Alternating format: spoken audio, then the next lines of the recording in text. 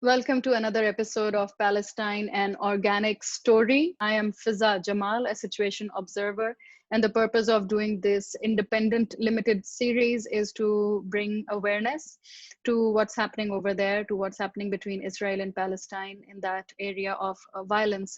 I have already interviewed two Palestinians. You can watch their episodes on my YouTube channel. And then I managed to get them actually for this series through the help of my friend Dunia Lin. Thank you so much, Dunia. And then I got lucky enough to interview an Israeli Jew who lives in Jerusalem, and he's a supporter of the Israeli occupation policy. You can also watch his episode. It's episode 3. You can find it on my YouTube channel as well. And that happened with the help of my friend Abigail Kabomo. Thank you so much. And now with the help of my friend Vakar Rizvi, I have managed to find a Jew living in Jerusalem, and he's an anti-Zionist. He is, the interview with him actually, it blew my mind because he refuted everything that we see on the media, that the Zionists are selling on the media, and the kinds of atrocities we are witnessing done by those Zionists. So a Jew who's an anti-Zionist in Jerusalem, who supports the idea of Israel, but not through violence. It was quite interesting for me to do this talk with him. So I'm going to start this conversation with him now. Make sure you watch it to learn another perspective on the entire occupation and the violence that's going on there. Welcome, Jeff Halper, for joining me in this talk. Thank you so much for giving me your time for this talk. It means a lot to me. Okay, my pleasure. So the purpose of doing this with you today is because I have interviewed Palestinians and I have interviewed a pro-occupation Israeli Jew. And now that I have found you, who also is a Jew living in Jerusalem, and you are anti-occupation policies of the Israeli government. So it's really nice for me to have you here to get another perspective on the same community that's living in Jerusalem. So thank you for joining me here. So Jeff, first, please tell me, what are your thoughts on the ongoing conflict in that area? Well, you have to start from the very beginning. There's a big context to this. It didn't begin a month ago in the Sheikh Jarrah neighborhood or in Al-Aqsa. What we have here is a settler colonial situation. Zionism, which is the ideology that Israel came out of, emerged in Europe, Eastern Europe mainly, at the end of the 19th century. And Zionism was a nationalist movement, like other nationalist movements at that time. But of course, the Jews didn't have a country. I mean, you can have Russian nationalism and Hungarian nationalism, Polish nationalism. Here, the nationalism had to find a country. Where's our country? And that turned it into a settler colonial enterprise. In other words, the Zionists said, well, our country is obviously the land of Israel. The land of Israel is obviously empty. I mean, these are people sitting in Poland, Russia. Think about this, 125 years ago, I had no idea about Palestine or the Middle East or Arabs or anything, Islam. So, from their point of view, this is a biblical land. It was empty, waiting for us to come. And, and so Zionism came, what made it settler colonial, very much like the Americans in the United States, like Canadians, like South Africa, like Australia, is that Zionism was a movement of people coming from abroad into Palestine, not as immigrants to live here. They were coming in order to take over the country. They came to say this country is our country. It belongs to us exclusively. There is no other people here. There's certainly no Palestinian people. There's a bunch of Arabs here, we know that, but they don't add up to a people with national rights. And we want to transform then an Arab country into a Jewish country. We want to transform Palestine into the land of Israel. This process they called Judaization, to make the country Jewish, you see?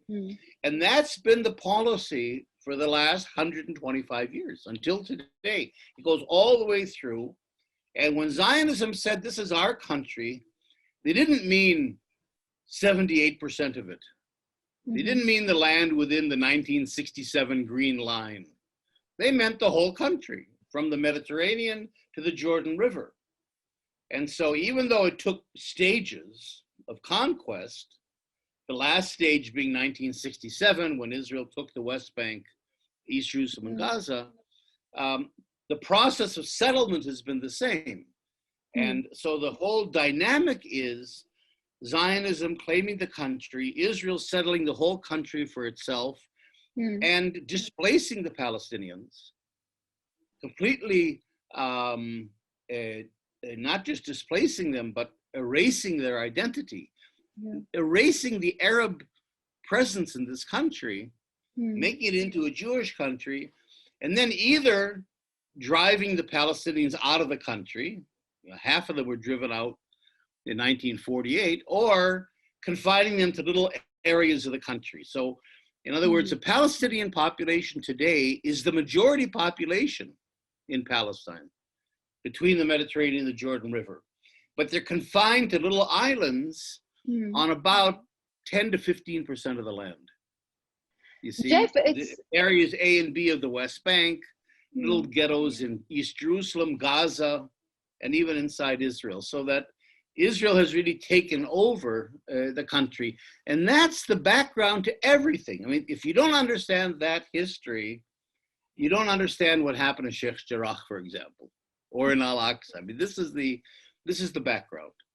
We'll get to it. Thank you for enlightening me and everybody who's watching this with that information.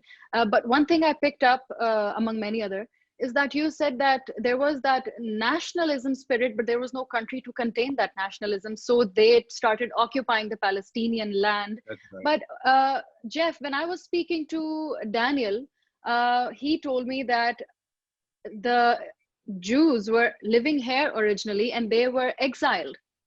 Right. And when they were exiled, they had to go through a lot of hardship. We are aware of what had happened. Then they had to return to their land. They had to return back to their land. And when they returned, it was already occupied or taken over by the Arabs living there. What are your thoughts on this? Were they ever exiled? No. No, there was no exile. And historian, you see, this is the problem. Every settler colonial movement, look, I'm a settler. I'm coming from Poland. I'm coming from England to North America. I'm coming from Holland to South Africa. I'm coming from England to Australia.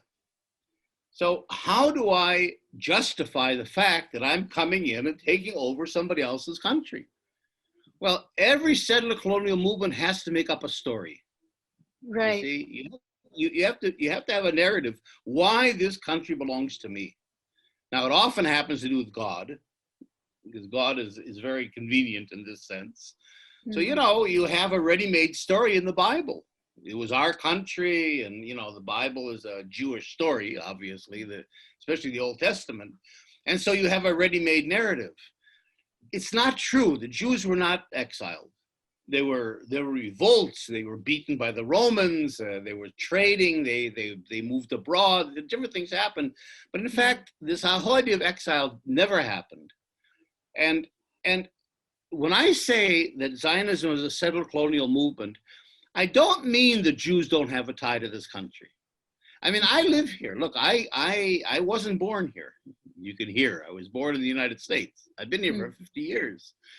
But, you know, I also think Jews have a tie to this country. This isn't like a colonial, this isn't like the British to go to India or Pakistan just to take it. You know, there was a connection between Jews and this country. That's true. Yeah. And Jews could come to this country and live here. It does not give you the right to take over the country. It doesn't give you the right to displace Palestinians. It doesn't, my right can't go over your right. So if I want to come and live here, this is what the Palestinians said to the Zionists. Come. There were Jews here for centuries. They were Jews that lived here. That wasn't the problem. The problem was that the Zionists came and said, this is our country now, get out. Well, nobody's going to accept that, you see. So, so you're saying that the Jews who were living here, like, of course, you're also speaking from a humanitarian point of view, that it doesn't give anybody any right to uproot lives of locals already living there. But he also said that the Arabs, the Palestinian Arabs, they have these violent elements of religion, violent elements of, you know, hostility towards the Jews living there. So they are starting this up, and we just have to contain the threat because they are threatening the Jews living in this territory. That's right. So because you see, that's again part of the settler colonial. See, you got to understand the settler colonial thing. This isn't the history only of Israel. This is true of the United States, where the United States said the Indians are attacking us. You know, the South Africans, the Zulus said they're attacking us, right? Because, you know, you can't, in other words, the settler colonial movement like Zionism cannot accept the rights of the indigenous people. They couldn't, Zionism until today in Israel cannot recognize the existence of a Palestinian people with national rights. Okay, they can't do that because that would contradict the idea that this country belongs to us. The minute we recognize as a Palestinian people, well, now our right isn't absolute anymore, you see? So we're stuck. So what do? What you have to do is to not only deny that they exist as a people, right? But you have to criminalize them because they are going to resist. So what you do is you take the resistance, you take out the politics of it. There's no settler colonialism now. There's no Israeli conquest. There's no house demolitions. There's no robbing of Palestinian lands. There's no attacks on, all that is gone. We're simply a nice, peaceful Israeli people. And here are these violent Arabs, not even Palestinians, you see. We don't even use the word Palestinian. We call them Arabs. Here are these violent Arabs attacking us as if, you know, we're sitting in some little town in Pakistan having a cup of coffee, and all of a sudden people come and attack us. They don't have any political context to what's happening. They can't understand what Palestinian resistance means because they've never accepted the idea that there's a Palestinian. Wow. Yeah. So Jeff, I also need to know that this kind of logical thinking belongs to you, and how many of you are living there right now? You want their names? No. Let's say percentage. My wife. There's no, I mean, look, the problem is, I mean, I'm kidding, but it's true. The problem is in every society, I mean, it's true in Pakistan as well. Yeah. Critical people that look on their own country and their own history and their own stories that they learn in school and in religion and the family, people who are critical are a small minority. In most countries, people simply go along with the flow and they accept, they don't ask too many questions. And that's, of course, the problem because, you know, in other words, for most people, they don't care. They're living here. The story is fine. Exile, you know, Daniel's stories. I mean, it satisfies them. It answers their questions. It answers why we're good, why they're bad, why we can attack them. You know, so why do I want to be critical? Why do I want to go and say, is that true? Would you be an anti-nationalist? I'm making life harder for myself. If it's not true, then what is true? And see, and now I'm beginning. So it gets uncomfortable. So I think the problem is that you know, I think there is the critical view I'm presenting shows the logic, gets to the logic. but most people aren't going to go there. And so we're So, very, very minority. Jeff, would you be labeled as an anti-nationalist or a blasphemous person for conveying these views, for having these views? I would be, first of all, I just call myself a critical Israeli. Okay. For me, critical That's is a good term. the important thing. Hmm. I'm an anti-Zionist Israeli. I'm not, Okay. I'm against Zionism. I mean, I Mhm. want to be an Israeli. I want to live here, but I want to live with Palestinians together in one democratic country. Hmm. I'm certainly against nationalism. I'm certainly against the occupation. I'm not anti-Israel, which was what people would see me as, because they would Yeah. identify somehow agreeing with Netanyahu as being Israeli, which I don't accept. So I would simply say I'm a critical Israeli. So you do believe in, I believe you are. I mean, speaking to you is like a major contrast from speaking to the previous speaker of this episode, of the previous episode. You mentioned that you are a critical Israeli. Well, I admit I made a mistake when I was looking for somebody like you. I actually wrote that I'm looking for anti-Israel Jews. Yeah. So I was corrected that it's not anti-Israel Jews, it's anti-occupation forces Jews, anti-occupation policy Jews, I mean. That's what it means. So thank you for clearing that up as well. So you said that you are an Israeli. So that makes me believe that you also believe in the existence of Israel as a country. So how do you see Israel and Palestine as countries? Okay. No, that's not. All right. That's all right. Now we're getting into interesting stuff. Okay. I recognize the right of the Jewish people to live here in a national, if they see themselves as a national group with a language and a culture and wanting to come home to their homeland, I recognize all of that. That's fine. The same is true of Palestinians, of course.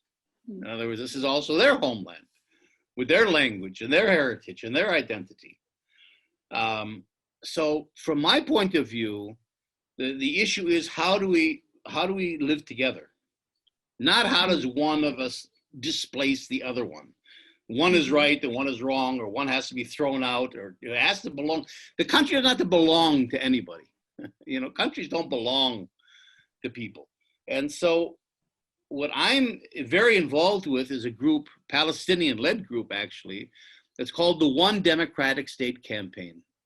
Okay. And what we're saying is we want in this country one democratic state of equal rights for all its citizens between the Mediterranean and the Jordan River, that we all live together in a democracy. Now, within that democracy, I can be an Israeli or a Jew.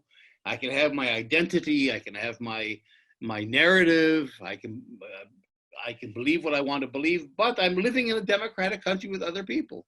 And the same with Palestinians. Palestinians will have their identity, will have their rights and everything else, but they're living in a country with other people as well. But Jeff, that's all we're saying. So, in other words, Israel is not sustainable as a Jewish country, because for Israel to be a Jewish country, it means it has to exclude and displace Palestinians, and that's unacceptable. So there has to be a country here in which both peoples can live in their homeland with their culture, but can find a way, probably in a democratic framework, a pluralistic framework, to work together, to live together. Okay, I get that you mean that country is an abstract concept and you believe in the one democratic state. I understand that, but it has to be a country in which a state resides. Yeah, so this abstract... South Africa became a country after apartheid. So my question when apartheid ended and it stopped being a white country over black people, didn't mean it stopped being South Africa or a country. We could be a country. We're just not going to be a Jewish country of Israel. What would We're you going to be name a this country? democratic state of everybody. But what would you name this country? Would it be named Israel? We don't have it. We don't have a name yet. Because I tell you, the name of the country would have to come out of the new civil society that emerges. I think young people that come out of this country in the end will have the right to name it, whatever it is. Okay, that's really interesting. Also, you mentioned the word apartheid. So I also spoke to Daniel about the state of apartheid, especially in the city of Hebron, because one of the Palestinians told me about the checkpoints and everything that were there, that are there. But he said that apartheid is not applied to what's happening in Israel or in Palestine, because that would undermine what blacks had to suffer in South Africa when they were faced with apartheid. How would you describe this, you know, Right. this difference of treatment between the Palestinian Arabs and the Israeli Jews? If it's not apartheid, what is it? It is apartheid. That's the right term. That's Okay. the term that B'Tselem, which is the Hmm. Israeli human rights organization, uses, Hmm. and Human Rights Watch is called Israel apartheid. It's an apartheid state. Apartheid simply means, first of all, Hmm. apart. It simply means that you have in one country, you have different peoples that live according to different legal systems. There's Hmm. one legal system for Jews, there's another legal system for Palestinians. And it's structural. It's not discrimination. You have discrimination everywhere, but it's structural. I mean, just listen to Israel. This is a Jewish country. Look at the flag.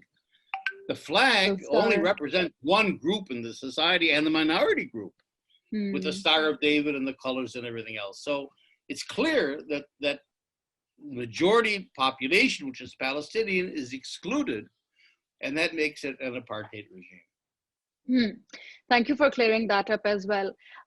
Jeff, you know, when there was terrorism at its peak, when Islam was being used to terrorize the West, and it was being used by some people for their gains, whatever, but Islam and Muslims took a big hit because of these stupid things that a minority of Muslims, I don't even know if they were Muslims, in fact, that they were doing. So Islam and Muslims were actually victims of that kind of terrorism.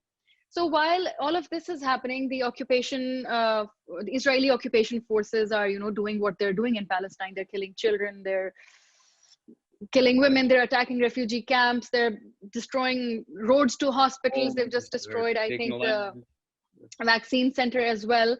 So on the social media, there are some similarities that are being drawn between the Nazis and the Jews.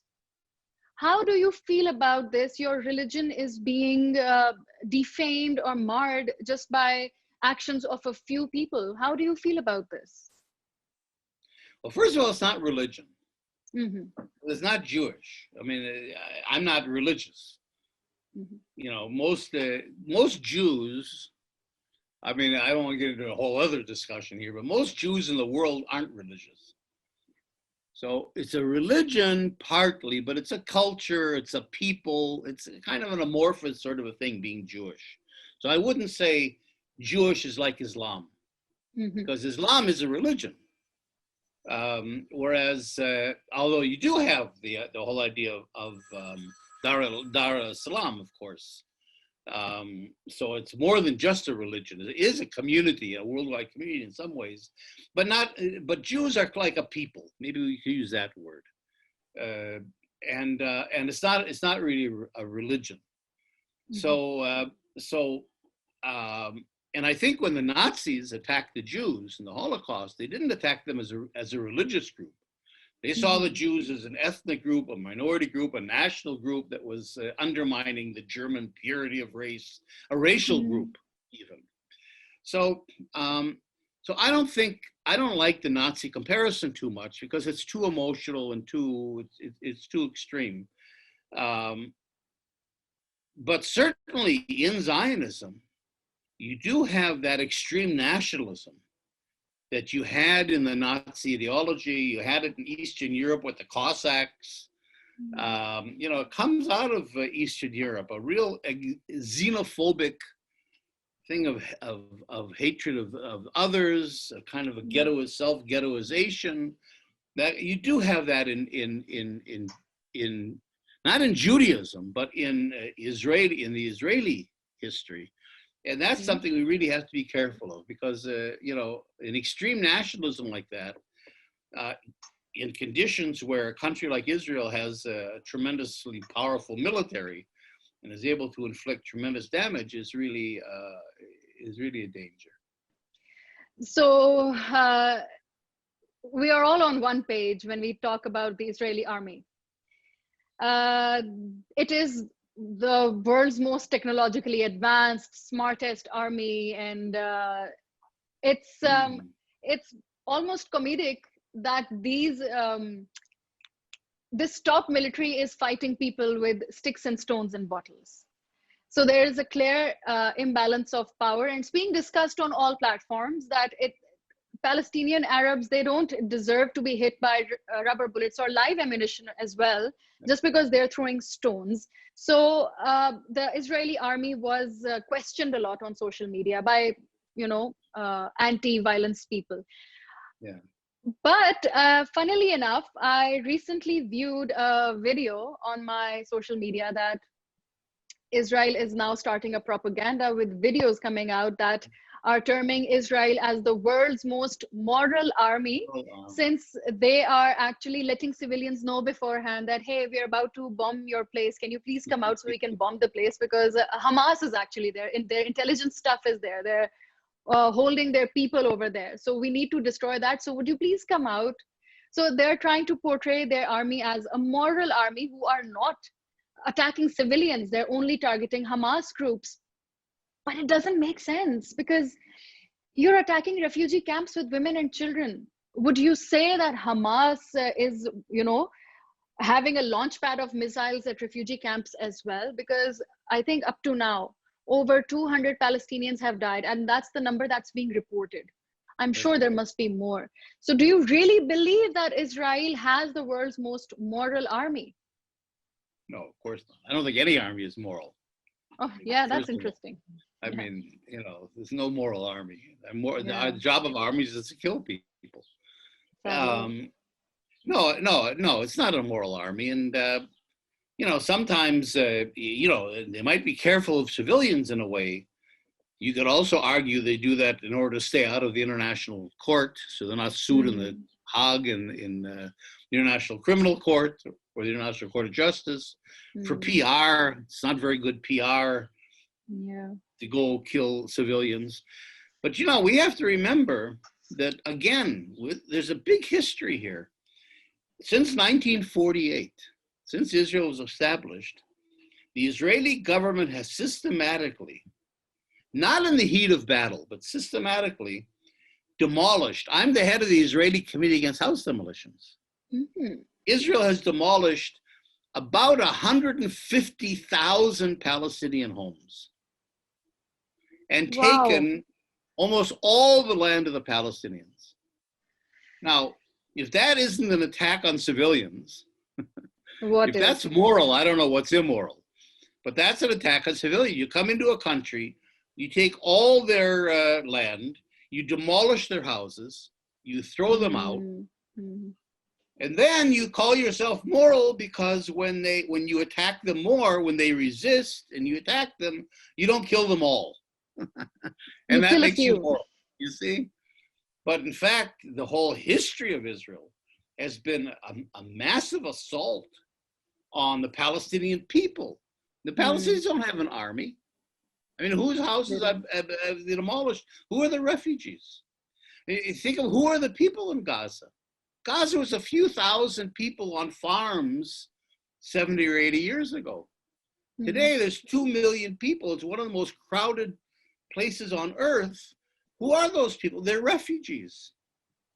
So in other words, even creating those civilians that it's not killing has been a violent act, because it's created these civilians with no rights, with no water, with no land, with no livelihood, with no anything. And then it says we're moral because we're not killing them. You see, so context is everything. And somehow human mind has a way to build a narrative that supports how they feel. Exactly. So you're the perfect person actually for me to speak to then, since you're the head of committee of anti-house demolition, as you just informed me earlier. Um, Fine, they have demolished houses, they've uprooted families living in their own homes, but let's speak about Sheikh Jarrah because it's the most recent one, and I think everybody is familiar about it as of now. So I spoke to Daniel about the situation in Sheikh Jarrah as well, and I told him that, you know, we've seen heartbreaking videos of women crying. I mean, I cannot even imagine if somebody just knocks on my door and goes like, okay, out. Yeah. Where do I go? This is my home. You know, this is my sense of security, Exactly. my sense of stability. You cannot just like let me go. He told me that it's been exaggerated when reported in the media, and that there were just 4 families and they were not paying rent, and the case had been ongoing in the courts for 12 years. I said, but the court hasn't passed a final verdict yet. He said, oh no, they have, but the families, they appealed, and then Benjamin Netanyahu said that you know, the situation right now, it's not worth it that the court actually goes through with the hearing, so just get the families out because they are not paying rent. Those houses originally belong to Israeli Jews. Is there any truth to this account? No, zero Wow. truth. Again, Wow. it's a story, you know, Yeah. and we have to tell each other stories. Sheikh Jarrah um, uh, was an area, you know, the very few people lived in before 1948. It was in East Jerusalem. There might have been some Jews that lived there. It wasn't a Jewish neighborhood. There might have been some Jewish families there. But, you know, in 1948, what happened was that a few thousand Jews that were living in the old city, and just a few around the old city, were transferred into Israel by Jordan after the war, you know, in 1948. But in West Jerusalem, the whole Palestinian population, which was 40% of the city, was picked up and transferred to Jordan without their consent. This is an agreement between Israel and Jordan at the end of the war to exchange civilian populations, but without the consent of the Palestinians. They lost all their properties, and you have what's called, Jordan and Israel set up what were called custodians of absentee properties. And the agreement was, and again, the Palestinians had nothing to do with it really. The agreement was that Jordan could take all the properties that belonged to Jews, especially in the old city, and dispose of them. It could sell them, it could build them, it could dispose of those properties. And the same true on the other side.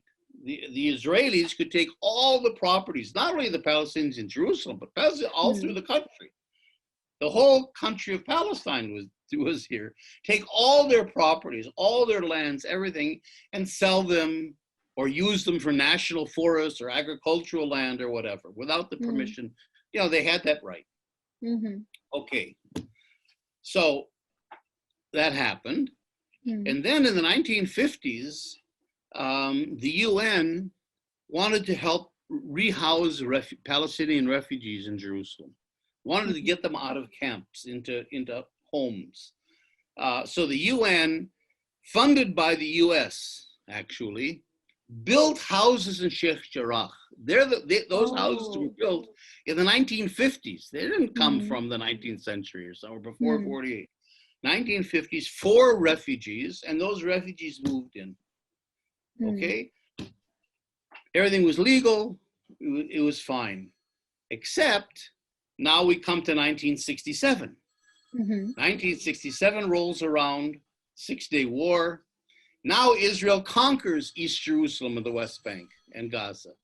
Now there's no more custodian of absentee property on the Jordanian side.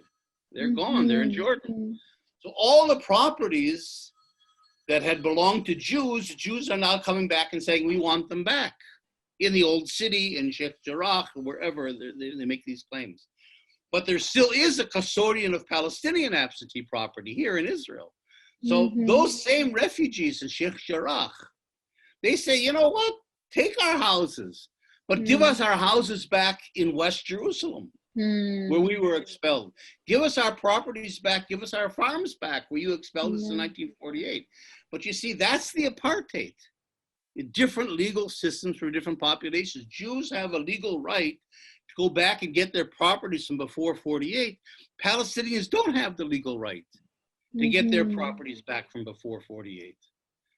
So if you hide that whole legal system, then the Israeli courts appear to be fair. Yes, it's courts, and the courts ruled, and Israel calls us a real estate dispute in Sheikh Jarrah. It's a real estate dispute. It's simply a process of displacement. You know, if law is disconnected from justice, law can be a tool of injustice. Yeah. You could use law. I mean, the Nazis did that.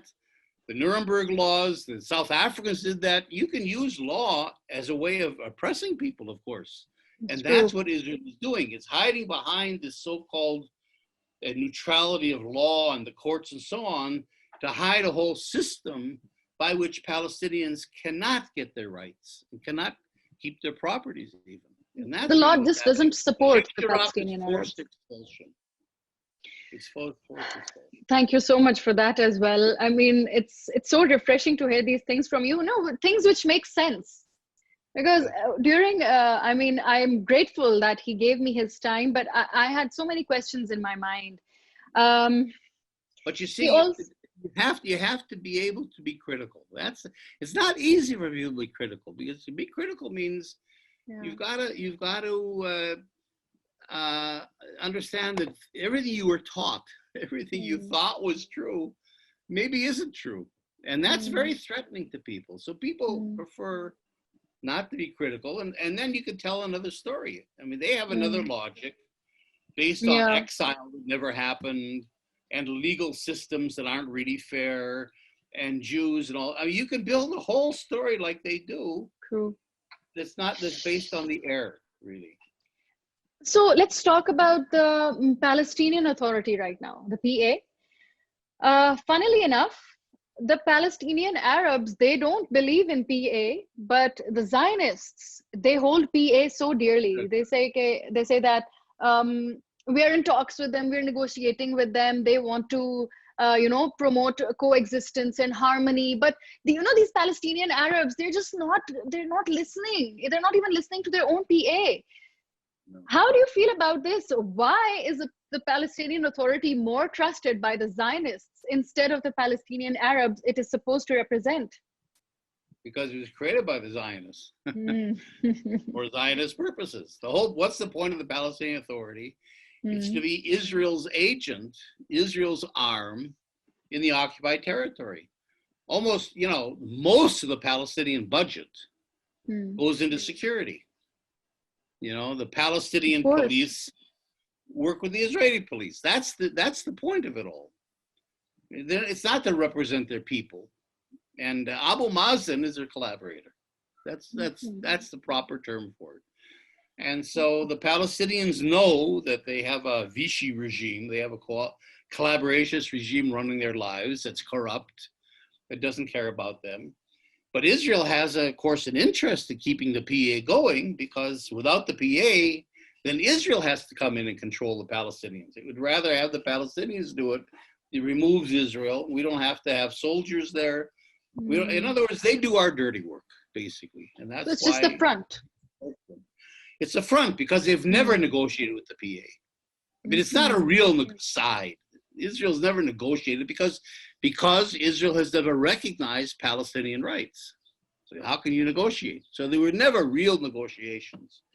But the PA plays a role in that it serves Israel's purposes, and in return, Israel lets the elite, the Palestinian elite, the business people, have their business. It allows the military, Palestinians is sort of military people, to have some arms. The VIPs, the elites, benefit from the occupation, the Palestinian elites.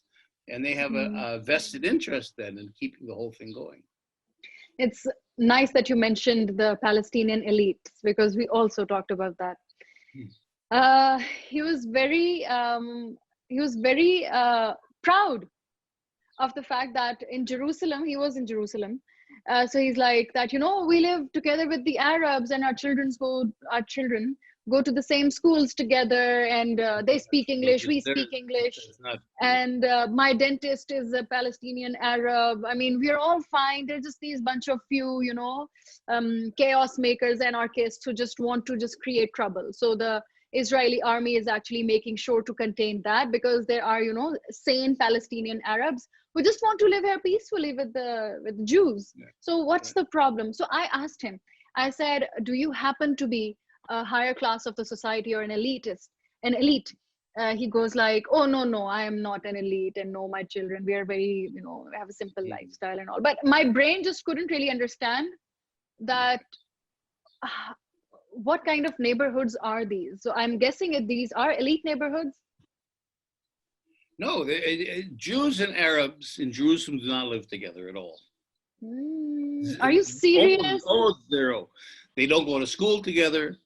They don't live in the same neighborhoods. It isn't true. Now, what is true. Wait, I'm interrupting you. Are you sure you are in the same Jerusalem as Daniel? The same. He's probably my neighbor. The same Jerusalem. I mean, there is one school. There is one school that's called the Democratic School, in which you do have some Jewish and Palestinian kids together, but that's just one liberal kind of a thing. Mm-hmm. No, basically the lives are completely separate. I mean, Palestinians aren't allowed to live in West Jerusalem. Oh. And the Israelis that live in East Jerusalem live in settlements. They don't live in, except for the settlers, they don't live in Palestine. We don't live together at all, zero. Now, what is true is that there is a certain level of coexistence in the city. I mean, his dentist might be an Arab. You have a lot of doctors and nurses in the hospitals that are Palestinians. There's a lot of Palestinians that work in restaurants, that clean the streets, that you see. I mean, it's not like, they do. I mean, that's in a way a good thing, in a sense, in that it shows that we can live together. But in fact, there's a famous Israeli historian named Meron Ben-Venishti, who said the relationship of Jews to Palestinians is there is a relationship, but it's a relationship of a horse to its rider. In other words, the Israeli Jews are the riders, and the Palestinians are the horse. Now, there's a relationship between a horse and a rider. It's never equal. Exactly an equal one. And that I think is a very good image to keep in mind. So we do live together. In other words, the seeds of peace, it's possible. Because, 20% of the Israeli population is Palestinian. And they participate in elections, and they live separately, but they don't want to. They'd love to be a part of Israeli society, but the Jews don't let them in. Yeah. So that potential exists. That's what I'm trying to say. It's an apartheid state. So today, Palestinians can't be an equal part of society. But they would be willing to if, for example, a new democratic state would emerge to replace the Jewish state of Israel, of everyone, then that potential of living together could actually come about. It isn't impossible. It's not that we can't live together or we hate each other, or we do live together. It's just that we live together today in a situation of apartheid, and that's creates conflict and inequality. But even the policies and the political structure of Israel does not support cohesive living of the two communities. That's right. So it's a Jewish country, so non-Jews are excluded. That's the structural part of it. That's the apartheid. And he also told me that there's not a single Jew living in Gaza. And he's like, the Jews left the Muslims, the Arabs alone over there. And they're free to live however they want. They're free to roam about and everything. But I remember earlier you mentioned that Gaza is just full of uprooted Palestinians who are now refugees settled in Gaza. That's right. So not only that, Gaza has been besieged for the last 15 years. And there are actually no Jews. Women roam around. They have no economy. They can't fish. They can't farm. They can't get out. They're in a cage. Gaza is a cage. and everything that goes into Gaza, Israel controls. So, Ilan Pape, who's a famous Israeli historian, calls it the world's largest prison. That's really what Gaza is. So if there's no Jews there, it's because the Jews would prefer not to live in prison. Yeah, of course, that makes more sense. They don't have to, they're not there. But the way he painted the picture, it was like, because I asked him about the situation of apartheid and the fact that Palestinian Arabs don't have the freedom to move about their own country. So it doesn't make sense. Then he's like, no, they have Gaza. They can do whatever they want there. We don't live there. We're not doing anything to them there. So it's not you have painted they can't leave. They can't leave clearer Gaza. picture. So another term that I learned during this conflict is anti-Zionism and anti-Semitism. This is a bit of a tongue twister for me. So this was also really interesting for me to know, because I also figured out, as a Pakistani Muslim, that, okay, wait a minute, we are not anti-Jews. We are anti-Zionist ideology people. So I'm glad that this cleared out for me as well, because now my dislike is focused on that group instead of the entire population of that same religion. Or you said it's not a religion, in fact, it's a culture. Well, you can be against the nationalism. Zionism, the Israeli nationalism, the violence, the warfare, the chauvinism, the apartheid. Without being against Jews. I mean, it has nothing to do with Jews. Yeah, to be anti-Zionist against the policies of the state of Israel. You're absolutely right about that. So with Benjamin Netanyahu dissolving assemblies for the last, I think he has dissolved them 4 times in the last 2 years. Correct me if I'm wrong. And now I guess there's an election coming his way again. Do you think it's his way of collecting more votes from this Zionist population that, hey, these Palestinian Arabs, they're terrorists. I am going to save you and protect you from these terrorists. Is this his political venture? Partly. It's more complicated than that. Netanyahu had 4 elections in which he wasn't a re-elected prime minister. He never got enough to become prime minister. So we have these temporary governments until the next election. Now we're facing a 5th election. He's doing that. He's desperate to stay in power, first of all. He's also desperate because he's in court on multiple corruption cases. So if he's out of office, he's really vulnerable to go to jail. He'll end up in jail. So that's a lot of the dynamic. So the question is now, okay, I don't have enough votes to be prime minister. How do I prevent the opposition from setting up a government against me? Well, the party, ironically, I mean, Israel's full of ironies. The party that will either make the government or not, the coalition government, is the Islamic Party, the Palestinian Islamic Party, called Ram, of a fellow named Mansour Abbas. So his party got, I think 4 votes or 6 seats in the parliament. 6 seats, I think, in the parliament, or 4, maybe actually 4 seats. At any rate, that's the swing vote. If he comes into the opposition can set up a government. Netanyahu is out. So what he's trying to do is create a situation of Israelis against Palestinians, and especially not against Islam, but the fighting in Al-Aqsa, the attack on Al-Aqsa. In other words, attacking Muslims in Al-Aqsa on Ramadan is a way to guarantee that the Islamic Party won't join any Israeli government. You see? And therefore, there is no government, and therefore we go to another round of elections, and Netanyahu is in power for another half a year. How many years? Yeah. So he's using the Palestinians, he's using Islam, he's using these tensions as a way of manipulating and dividing the opposition. And that's his strategy. And that's where it's really dangerous and immoral. because in this case, he overstepped. He thought he could keep Al-Aqsa within certain bounds, and all of a sudden we have Hamas. So it was a miscalculation, a dangerous one. Bringing up the Al-Aqsa incident, I think that's when the maybe the conflict actually keeps on going. It never really stops. But how it became the global attention is when they raided the Al-Aqsa Mosque in the time of the night, and the Muslims inside, those who were offering prayers, they didn't have any weapons on them, but we could see in the videos shared all over the internet and on the televisions that, you know, they're fully geared up, the Israeli occupation forces, and they're like beating people up and asking them to leave the premises. And I also spoke to one of the Palestinian Arabs, Saleh. He's a social activist as well, and he was present there when it happened, and he had filmed a few incidents.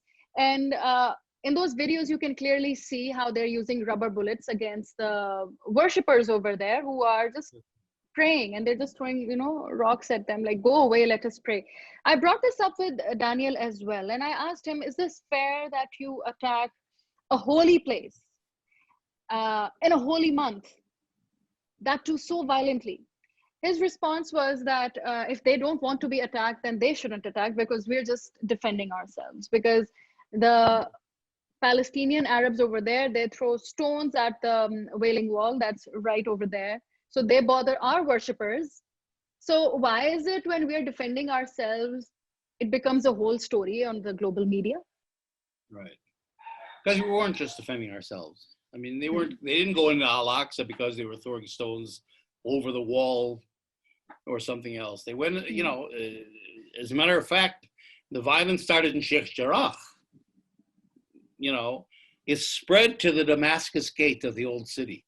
Because, you know, and this is, again, the whole idea of using the police in a heavy-handed way against Palestinians in order to create religious tensions, so that the Islamic Party wouldn't join the government against Netanyahu. That, again, you have to go back to that. So here's, you know, we have big stairs at the Damascus gate leading into the old city. And after prayer, you're fasting for a whole day. After prayer, young Palestinian men like to sit on the stairs, you know, in the fresh air in the evening and relax. So the police, and they did it every year. So this year, the police decided, no, you're not allowed to sit on the stairs. And that's what sparked these, you know, because it was a kind of humiliation, especially in the context of Ramadan, you know. It's a humiliation. And that led to street battles there that then spread into the Al-Aqsa Mosque. In Al-Aqsa, you know, they could have, and it happened actually, you know, there was some criticism. One or two nights, there was some rioting or some protest, at least, on the Al-Aqsa Mosque. The police just let it happen. Who cares? It's within the compounds of the mosque, you know, it's a compound. There's no Israelis around. They're not bothered. They have a right in a democratic country. They have a right to protest. And they have a right to do that. So leave them alone. It's the police that came in that were the problem. They're the ones that started the violence. They started throwing stun grenades and rubber bullets and all this stuff. And they're the ones that caused the violence. But that was on purpose. You have to ask yourself, why do they do that? Why didn't they just let them protest? Or why did they even have to protest? Because, you know, why did you provoke them at the Damascus gate? Why have you created these tensions artificially? And the answer is, again, you know, because Netanyahu is exploiting these religious tensions for his own political benefit, you see? So Jeff, clarify this for me. Is this all war stemming out of religion or politics? No, it's politics. The good news is, you know, for the whole history of this so-called conflict, it's remained political. You know, I mean, there are religious elements to it, obviously, here and there. But basically, it's remained, if you think about, look, the Saudi peace initiative of 2002, they made a peace initiative towards Israel in the name of the Arab League in 2002. This now is they Saudi recognized it. Nobody more Islamic than Saudi Arabia. But even Saudi Arabia has kept this within a political, because as long as it's political, it can be resolved, you see? Once it becomes a religious theological concept, once it becomes Judaism against Islam with Christianity, that's a bigger fight. Then it's a whole different thing. And that's the Yeah. danger. That's the danger of attacking Al-Aqsa or of the fight with Hamas. And that is that it stops being a political fight with a solution, and it begins to be a fight of hatred between religions. And then it's out of control. So that's something you really, really have to be. It isn't there yet, but Netanyahu is pushing it in that direction, I think. And I think it would be a more of a dangerous situation if he manages to piss off the Muslim population of the world against the Jew population and vice versa. That's right. That's not a world I want to be a part of, at least. I mean, no. But you see, there again, you've got to, but you know, here again, there's a lot of hypocrisy because, you know, the elites in the Muslim world are also manipulating their own people. Of course, yeah. So the elites will manipulate all these religious conflicts for their own interests, but the governments have a good relationship with Israel. Israel sells arms and security to every government, including Pakistan, you know, including Saudi Arabia. All the governments that are sometimes or you know, that inflame their own masses, you know, religiously, are the same ones doing business with Israel. Yeah. Because these are regimes that need a lot of regimes that need Israel's security support or whatever. So there's a hypocrisy in here as well. I mean, call it hypocrisy or call it, you know, taking advantage of somebody's wealth to your own gains. But then again, like for Saudi Arabia, they have recognized Israel as a sovereign state, like UAE as well. But Pakistan is actually standing its ground and refusing to accept it. You know, our Pakistani passport, when you open it, the first page reads that this passport is valid for all countries except for the state of Israel. So I don't think the Pakistani government doesn't have relations with Israel. Exactly. So would you call it that since Israel is in a position to provide this high-tech gear to Pakistan or to all other countries who are, you know, speaking against Israel, that Pakistan and such countries are just using that technology for its own advantage and that it's not really hypocrisy? Yeah. I wrote another book. I wrote a book called War Against the People.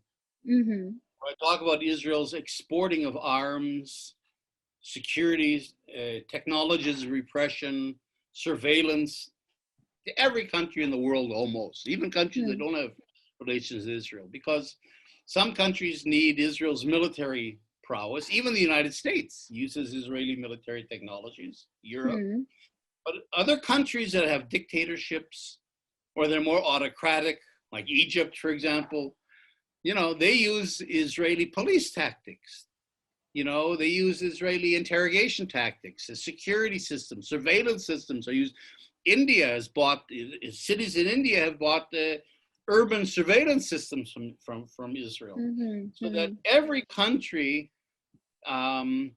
takes from Israel the technology of repression that fits its needs. Some of them are more military, some are more domestic, this or that, but especially countries that are autocratic are countries that actually, you know, Israel exports to Myanmar, for example.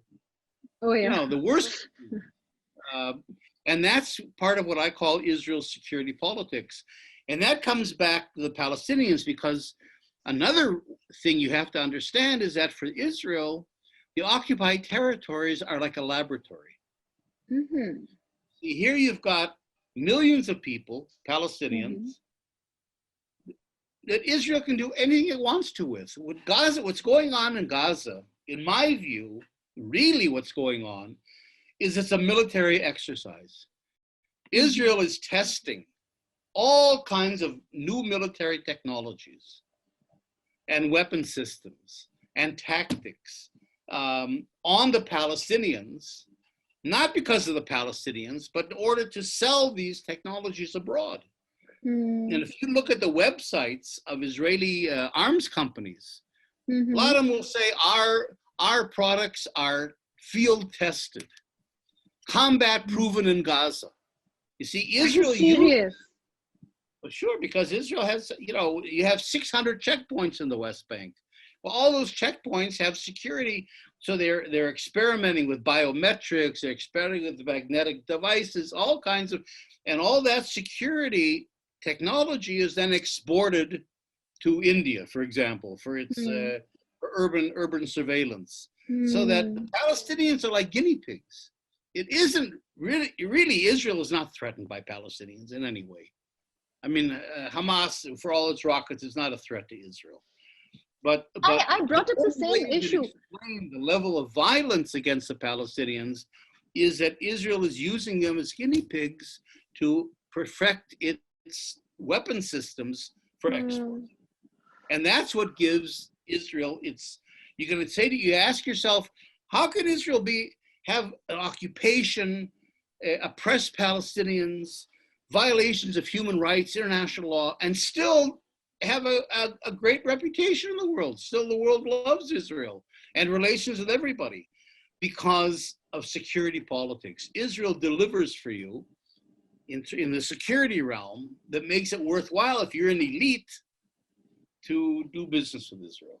Then, it does make it hypocrisy. If the weapons and the security systems are tested on the Palestinians living in Gaza, then it is hypocrisy for these countries to indulge in trading these kinds of products. Oh, thank you for clarifying that for me. I mean, my mind is so blown right now, and we are so over time, I just noticed. But let's wrap this up. I want to bring up 3 more things now. 2 are the Nakba Day, that's celebrated, that's commemorated on May 15th. And then Intifada. So the Nakba Day, what I read about it was that 750,000 Palestinians were killed. But Daniel told me that that's not true. There were just like a few, there were a number of Palestinian Arabs that were displaced. So it's probably that number, because on Nakba Day, Palestinians were not killed. 750,000 Palestinians became refugees. Okay, so it's not killed. Okay, so driven out of the country, not okay. killed. Okay, thank you for that. And what about Intifada? So we have seen 2 Intifadas already in the history, and some analysts are predicting that a 3rd Intifada could be on its way. Daniel told me that right now Intifada is going on. You are in the middle of an Intifada. Is there any truth to it? Well, yeah, in a sense, yeah. I mean, Intifada is an uprising. Certainly been an uprising. That's what's happened in the last few weeks. Is I think the Ramadan fighting, Al-Aqsa, Sheikh Jarrah, spread to Gaza, and the war with Hamas, and that spread into intercommunal fighting between Jews and Palestinians inside Israel. And now yesterday or the other day with Nakba Day, in the West Bank, there were uprisings as well. So it isn't at the level of an organized, sustained intifada yet, like the intifadas before, but certainly it's in the air, the idea of an uprising. I'm not sure if the Palestinians are capable of it, because I think Israel is too strong, too much in control. And the Palestinians are not organized. And then you've got the collaboration as Palestinian Authority. So they have 2 Palestinians. They were living under 2 occupations, Israel and the PA. Yeah, they're both levels of, so to the degree that they can rise up is kind of limited. But certainly the anger is there, the frustration is there, and it could break out. It's okay, true. so last one that I want to hear from you. So I listed a bunch of international laws that are present in the Universal Declaration of Human Rights, the Convention for the Prevention and Punishment of the Crime of Genocide, and the Geneva Convention. I mentioned that to him, and I mentioned those, and I asked him if any one of those are being violated right now during the violence in Palestine and Israel. I'm going to ask you the same laws that are listed, and you just have to let me know if all or one of them at least are being violated. So first of all, that the human rights pertain to the meeting of vital human needs like food, clothing, shelter, healthcare, and education. Are any of those basic human rights being violated over there?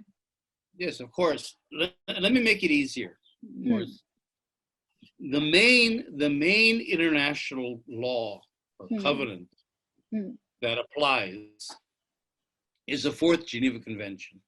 Yeah. Fourth Geneva Convention is the convention that protects people living under occupation. You know, the assumption is occupation is hostile. The people living under occupation have no army, they have no police, they have no courts, they have no protection. And therefore, there's two levels of protection. The occupying power has to protect the people living under occupation.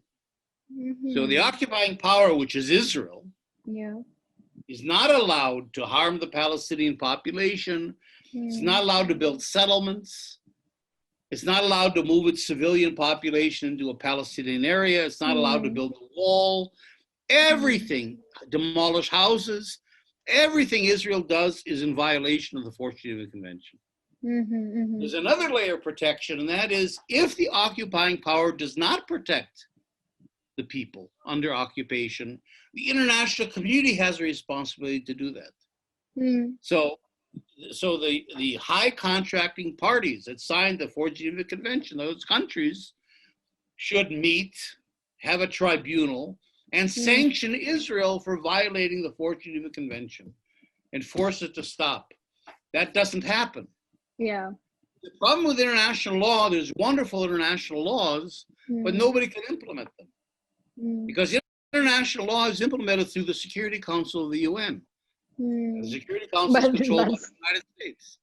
So they're not going to sanction Israel. So Israel knows that even if it's in violation of international law, clearly, nobody will do anything about it.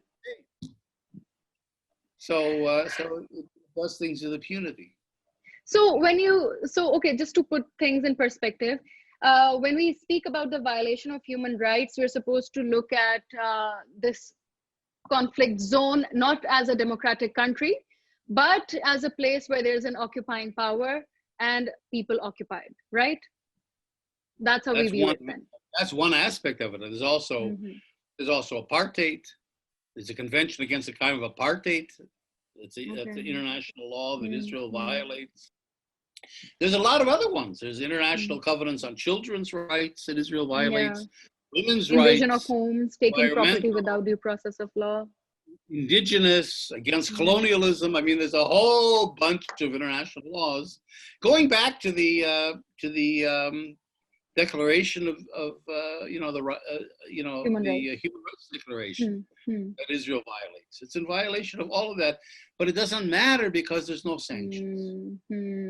At least you are brave enough to say that there are violations, because in the previous episode, he was like, no, nothing is being violated. What are you talking about? What is happening?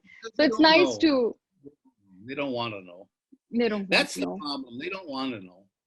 Because the more they know, the more uncomfortable they are. And so if you're ignorant, you can get knowledge and get enlightened. But if you want to be ignorant, then that's it. You're in a box and you will stay in that box. So I guess they're choosing to remain ignorant. So people don't like to be in the box. Thank you so much, Jeff, for giving me your time and for opening my mind to everything that you had to say. I am absolutely delighted to have had you on this episode. Thank you so much. Okay, very good, and good luck with the program. Thank you. I'll upload it soon and let you know. Thank you. Okay, thank you much.